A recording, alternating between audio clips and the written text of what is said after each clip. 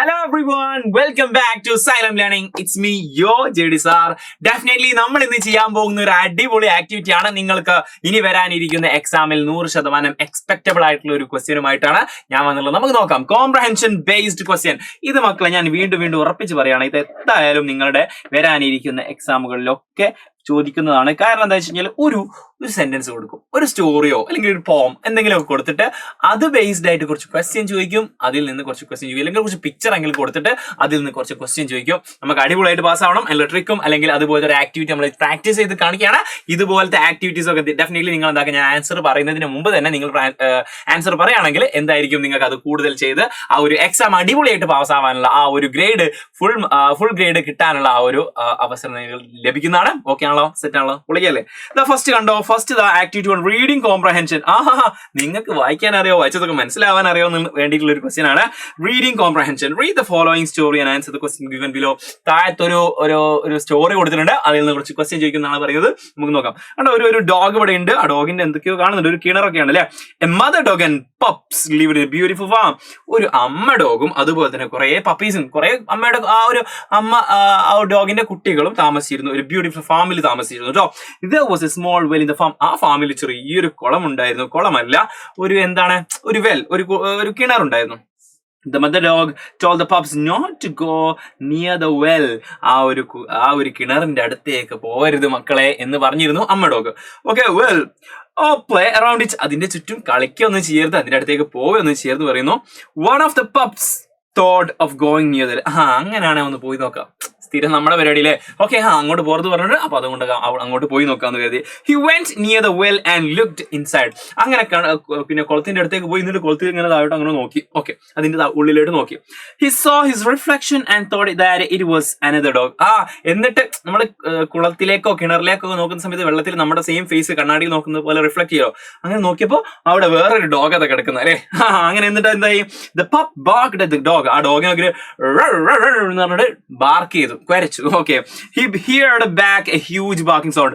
ആ കുളത്തിലേക്ക് അല്ലെങ്കിൽ ഈ ഒരു കിണറിലേക്ക് ആയതുകൊണ്ട് എന്റെ എക്കോ ഉണ്ടാവൂലേ, അപ്പൊ ആ ഒരു തിരിച്ചുള്ള ഒരു വലിയ ആ ഒരു സൗണ്ട് റിട്ടേൺ അടിച്ചു. And he was afraid and ran back to his brothers. അങ്ങനെ പേടിച്ച് തന്റെ ബ്രദേഴ്സ് ഒക്കെ ഉള്ള സ്ഥലത്തേക്ക്, തന്റെ ബ്രദേഴ്സ് ഒക്കെ ഉണ്ടാവും തന്റെ മറ്റേ ഫാമിലേക്ക് തിരിച്ചു ഓടിപ്പോയി. And to say about the dog in the well. മറ്റേ കിണറില്ലേ, അമ്മ പുറത്ത് പറഞ്ഞ കിണറില്ലേ, അതില് ഒരു ഡോഗ് ഒക്കെ ഉണ്ട് എന്ന് പറഞ്ഞിട്ട് എല്ലാരും കൂട്ടി വന്നു. 3 of them came near the well and looked inside. 3 ആളും കൂടി, തന്റെ ബ്രദേഴ്സ് ഒക്കെ ഉണ്ടല്ലോ, എല്ലാ പപ്പീസും കൂടി വന്നിട്ട് ആ കിണറിന്റെ അങ്ങനെ ചുറ്റും നിൽക്കുകയാണ്. എന്നിട്ടോ now they saw 3 dogs. അപ്പൊ നേരത്തെ ഒരാളല്ലേനും, ഇപ്പൊ 3 ആളുണ്ട്.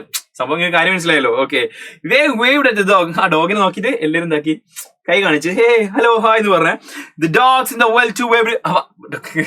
ആ കുളത്തിലുള്ള പിന്നെ ഡോഗും എന്താക്കി ഇങ്ങനെ തിരിച്ച് ടാറ്റ എന്നാ പറയുന്നത്. they were happy to see them waving back. അവർ തിരിച്ച് എന്താക്കുന്നത്, തിരിച്ച് കൈയൊക്കെ വീശുന്നത് കണ്ടിട്ട് ഭയങ്കര സന്തോഷം. ഓക്കെ, അവർ ഫ്രണ്ട്സ് ആവാൻ പോവാണല്ലോ.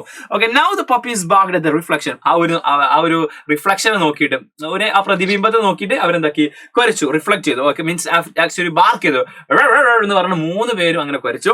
the sound echoed from the well was frightened. തിരിച്ചിട്ട് അവരുടെ ആ ഒരു സൗണ്ട് എക്കോ അടിച്ചിട്ട് ഭയങ്കര സൗണ്ട്. ഓക്കെ, 3 പേരും കൂടി കുരച്ചതല്ലേ. ഓക്കെ, അങ്ങനെ frightened the puppies ran back to the farm. അങ്ങനെ പേടിച്ചരണ്ട് അവരെങ്ങോട്ട് പോയി, അവരുടെ ഫാമിലേക്ക് ഓടിപ്പോയി. they said the whole story to their mother. ഈ ഫുള്ള് കഥകളും ആരോട് പറഞ്ഞു കൊടുത്തു, അവരുടെ അമ്മയോട് പറഞ്ഞു കൊടുത്തു. the mother understood the matter and laughed at them.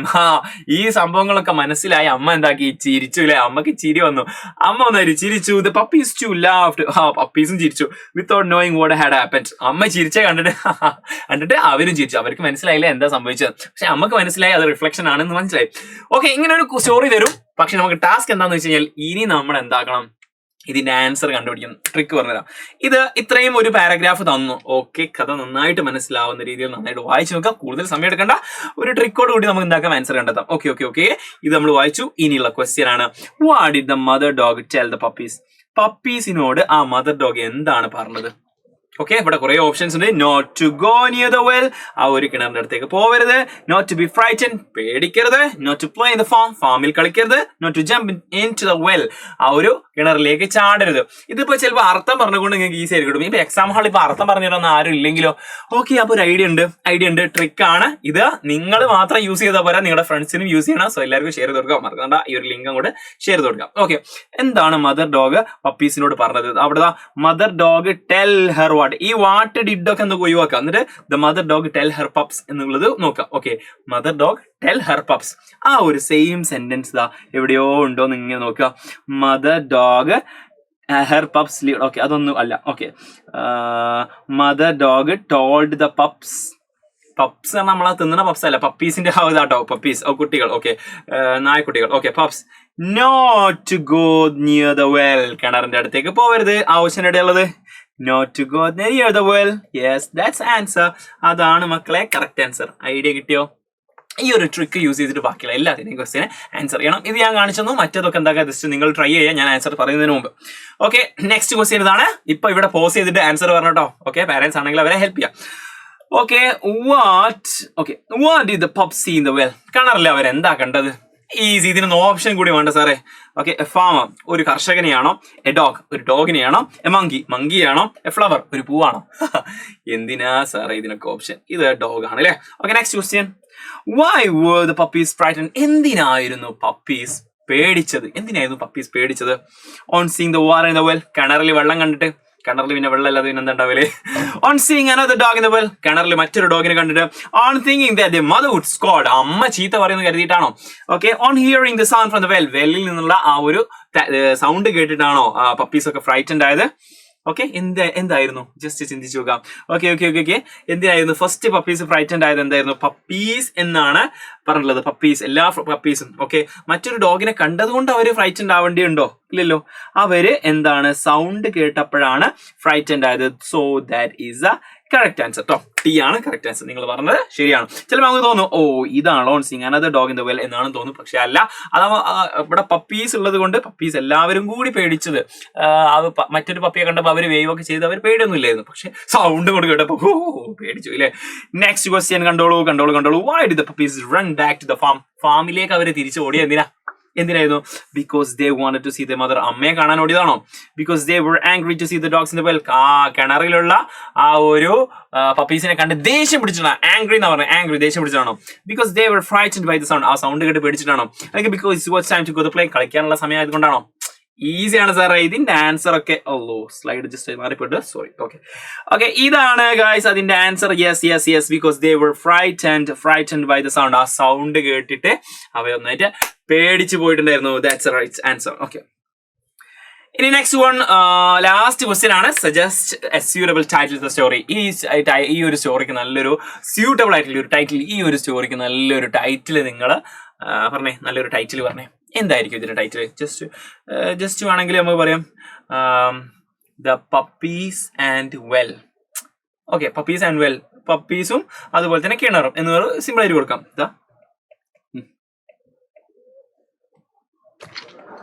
The puppies and well. Okay, ഇതൊരു സപ്പോസ് ഒരു എന്താണ് ടൈറ്റിലാണ്. നിങ്ങൾക്ക് നിങ്ങളുടേതായ ടൈറ്റിൽ കൊടുക്കാം. മാത്രമല്ല അത് എന്താക്കണം, എന്നോട് അറിയിക്കണം ഇതുപോലത്തെ ഒരു ടൈറ്റിൽ. ഇത് ഒരു ചെറിയ സിമ്പിൾ ആയിട്ടുള്ള ഒരു ടൈറ്റിലാണ്. പക്ഷേ നിങ്ങൾ അടിപൊളി ടൈറ്റിൽസ് ഒക്കെ നിങ്ങൾ എന്താക്കണം, കമന്റ് ബോക്സിൽ അറിയിക്കണം. ഈ ഒരു വീഡിയോ നിങ്ങൾക്ക് ഇഷ്ടമായെങ്കിൽ മറക്കാതെ സബ്സ്ക്രൈബ് ചെയ്യുക. കാരണം ഈ ഒരു വീഡിയോ മാത്രമല്ല, ഇനിയും ധാരാളം വീഡിയോസ് വരാനിരിക്കുന്നുണ്ട്.